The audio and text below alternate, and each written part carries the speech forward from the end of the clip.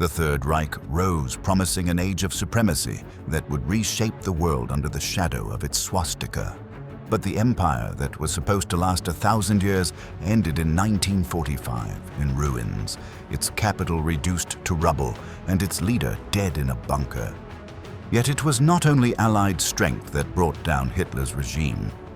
Behind its collapse lay strategic decisions, military advances, and missteps that ultimately dug Nazism's grave. Needlessly opened fronts, alliances shattered by ambition, squandered technology, and an ideological blindness that poisoned everything. Adolf Hitler went from an implacable leader to his own worst enemy. This documentary retraces the road to disaster through 5 eras that sealed the Third Reich's fate. 5 key moments, 5 unforgivable mistakes, and one man behind each of them. After the lightning fall of France in June 1940, Adolf Hitler believed British surrender was only a matter of time. The continent lay beneath his boot, and just a narrow strip of sea separated the Wehrmacht from the last free democracy in Western Europe. Thus was born Operation Sea Lion, the plan to invade the British Isles, which required one essential preliminary step: destroy the Royal Air Force. Without control of the skies, no landing was possible. To achieve that, the Führer prepared his fearsome Luftwaffe. A lone RAF reconnaissance plane flies over the English Channel and into occupied France. Its target is the Merville Aerodrome, south of Calais, recently seized by Hitler's forces. The onboard camera reveals a horrifying new threat. More than 40 German bombers, all now within striking distance of England. Confident after its successes in Europe, the Luftwaffe launched its offensive. Dozens of fighter and bomber squadrons crossed the English Channel, certain they would crush the British in a matter of weeks. But over England, the Nazis met something they had not expected: ferocious resistance. The RAF was small in number, but immense in courage. With their Spitfires, Hurricanes, and young pilots, they faced wave after wave of enemy aircraft. Despite being outmatched, tactical precision, the use of radar, and an unbreakable will kept German air power at bay. Frustrated by the lack of results, Hitler changed strategy. Instead of continuing to strike airfields and radar stations, he ordered the bombing of London and other cities. He intended to break British morale. All he achieved was to give the RAF time to recover. Through the autumn of 1940, the skies burned, but when the smoke cleared, Britain still stood. The invasion was cancelled. Operation Sea Lion remained on paper. With it, vanished the chance to eliminate the only active enemy in the West. The Battle of Britain was more than a tactical victory. It was a sign, a crack in the Nazi wall, a warning that the Reich was not invincible. While the British hung blackout curtains and buried their dead, they hardened their resolve. Over London, the Nazis met defeat.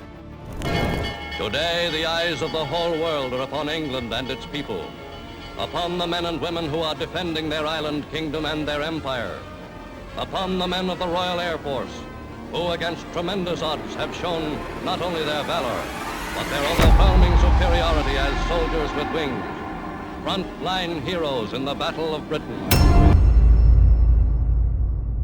The Battle of Britain was not Hitler's only mistake born of ambition. A year later came the next. On June 22nd, 1941, without warning, more than 3 million German soldiers crossed the Soviet border along a front that stretched from the Baltic to the Black Sea. This was Operation Barbarossa, the largest land invasion in history. With it, the Führer broke the non-aggression pact he himself had signed with Stalin less than 2 years earlier. He was convinced the Soviet Union would collapse like a house of cards, as had happened in Poland and France. At first, it seemed he was right. Panzer divisions advanced at astonishing speed, encircling entire armies and taking hundreds of thousands of prisoners. Chaos reigned in Soviet lines. Stalin, paralyzed by betrayal, took days to react. Nazi flags flew over Ukraine, Belarus, and the Baltic states. Moscow seemed within reach. But Hitler did not understand what he was facing. With Operation Barbarossa, Hitler commits this fatal military sin of starting war on two fronts. Hitler fought in World War I. He knew that fighting east and west was going to be very taxing on his soldiers, on his economy. He hoped that by invading the Soviet Union, he would quickly seize Moscow and also win London via Moscow. He thought that he would easily kind of just crush them, which was not the case. The Führer had underestimated everything: the vastness of the territory, the capacity for sacrifice of the Soviet people, and the brutal winter on the way. He split his forces, sending part of them south to seize the Caucasus oil fields. That was a fatal mistake. Meanwhile, in the north, temperatures plunged to 30 degrees below zero. Hitler bet on German military might to devastate his opponent. What Stalin's got is a lot of room to fight in, because he can retreat and retreat and retreat and retreat, and you've still got thousands of miles of Russia behind you that you can fall back on. You haven't even reached the Urals, which are well beyond Moscow, and they're still part of European Russia. You've got a whole of Asian Russia to think about. Meanwhile, German soldiers without proper clothing began to freeze to death. Tanks seized up, rifles jammed with frost, and supply lines, stretched to the limit, collapsed. The Nazis possessed an advanced and powerful war machine, but the hostile terrain favored Soviet simplicity. They could adapt. There's a lot of over-designed tanks, over-designed uniforms, over-designed weapons. What the Russians are good at doing is just getting things together in a kind of makeshift way, but that works. You know, everything the Russians have, uniforms, tanks, weaponry, it's all really simple, really easy to use, really easy to mass produce very, very quickly. German kit takes ages to produce. So this is another real problem that's faced by the Germans. If the Russian winter proved deadlier to the Nazis than the Red Army soon struck with fury as well. Stalin reorganized his defenses, moved entire factories to the Urals, and mobilized millions of new recruits. The Soviet resistance, rough but relentless, turned the Blitzkrieg into a nightmare of trenches, hunger, and mud. In the end, Barbarossa was not an invasion, but a strategic suicide. Hitler thought he would win in weeks. He fought for years and lost. Failing to take Moscow before winter sealed the Third Reich's fate. From that moment, the Eastern Front became a black hole that devoured men, weapons, and hope. Germany, which had triumphed through speed, was trapped in a war of attrition against an enemy that would not surrender, would not retreat, and would not forget. Defeat in the USSR exposed another Nazi failure: Blitzkrieg. That lightning war astonished the world in 1939 as a new way to fight: rapid, brutal, and precise, seemingly unstoppable. With it, Hitler pulverized Poland in weeks, overran Norway, and overwhelmed half of Europe's defenses, forcing capitulations before anyone could react. It was a lethal choreography of fast tanks, relentless air power, and synchronized communications. In the spring of 1940, Hitler's forces steamroll through Western Europe. They capture and occupy the Netherlands, Belgium, and Luxembourg before overrunning France. However, what began as lightning ended in blackout. Blitzkrieg worked under specific conditions: short fronts, disorganized enemies, good roads, and logistics able to hug the advance. The Third Reich mistook tactical success for absolute supremacy. Instead of adapting, it insisted on repeating the formula in scenarios where it could not work. In the Soviet Union, distances were colossal, roads impassable, and the enemy, though ill-prepared at first, possessed strategic depth no German general had ever faced. The war stopped being lightning and became a slog of mud, snow, and attrition. Tanks bogged down. Supply columns took fire from forests. Lines of advance, ever more stretched, grew vulnerable. The crucial element of surprise evaporated. In Africa, the pattern was similar. Although Erwin Rommel won early successes, the desert punished Nazi machinery with a rigor no manual anticipated. Fuel was scarce, spare parts didn't arrive, and mobility became an illusion beneath the Sahara's scorching sun.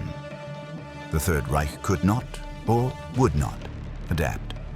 It kept applying speed to a contest that demanded depth, elasticity, and endurance. Once the enemy learned, the miracle weapon became a predictable routine. While Hitler dreamed of lightning offensives, reality showed you cannot win a long war with short tactics. Blitzkrieg was not a complete doctrine. It was a brilliant trick, useful at the start, yet incapable of sustaining a world war. When the surprise ran out, so did the empire. The wish to conquer Europe in months gave way to years of stalemate, attrition, and defeat at the hands of enemies ready to crush the Third Reich with patience, production, and strategy.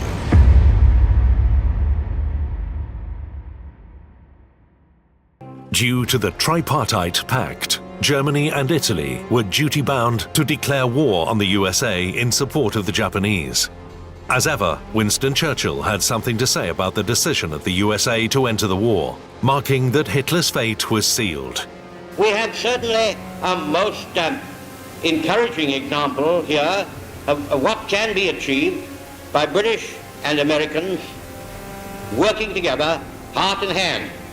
On December 7th, 1941, Japan bombed Pearl Harbor and dragged the United States into World War II. At that crucial moment, Hitler did not need to act. The United States had declared war on Japan, not on Germany. Franklin D. Roosevelt had not yet moved against the Third Reich. Nevertheless, 4 days later, on December 11th, the Führer committed one of the most senseless acts of his career. He declared war on the United States. It looked like loyalty to his Axis allies, but no real obligation forced him to follow Japan's lead. Hitler believed that by backing Tokyo, the Japanese Empire would join the Nazis against the Soviet Union, something that never happened. The decision also sprang from contempt, ideology, and a catastrophically wrong reading of the global picture. The leader of the Third Reich was convinced the United States could not sustain a prolonged conflict on two fronts. He underestimated its industrial capacity, determination, and talent for modern warfare. With that signature, Hitler did not merely widen the war. He lit the fuse on his own bomb. The Americans were not just another enemy. They were a sleeping giant that had just been awakened. What followed was an unprecedented transformation. American factories that had produced refrigerators and automobiles began turning out tanks, bombers, and aircraft carriers at astonishing speed. In months, the United States became the arsenal of the free world. Aircraft rolled off assembly lines every hour. Convoys crossed the Atlantic with supplies for the British and, later, the Soviets. What took Germany years to produce, the American Colossus made in weeks. By the end of 1941, the world was literally at war. And for Hitler, his inability to capitalize on Dunkirk, his rash decision to invade Russia, and now his declaration of war on the USA put Germany at the center of a triangulated alliance with more resources than Hitler could ever imagine. Unlike Japan, Hitler did not need to confront the United States. No one forced him. It was a voluntary and suicidal gamble. Declaring war on America was like opening two fronts with a single bullet, one military and one economic, where Germany could never compete. By 1944, German skies hummed with American bombers. By 1945, millions of US soldiers pushed from the west while the Soviets advanced from the east. The Third Reich, born of hatred and violence, found itself encircled by powers that now surpassed it in manpower, weapons, and morale. With a single signature, Hitler handed his defeat to the free world and awakened a giant that never slept again. To understand the Nazis' final fatal era, remember how the Third Reich gloried in its military machinery. Its tanks were feared, its aircraft lethal, and its soldiers precisely trained. Hitler trusted German technological superiority as a guarantee of victory. But while Germany dreamed of perfect weapons, its enemies built thousands. In modern war, excellence cannot beat an unstoppable flood of industrial production. During the war's early years, the Nazis did not fully mobilize their economy. Factories still made civilian goods. Women were not integrated into the effort.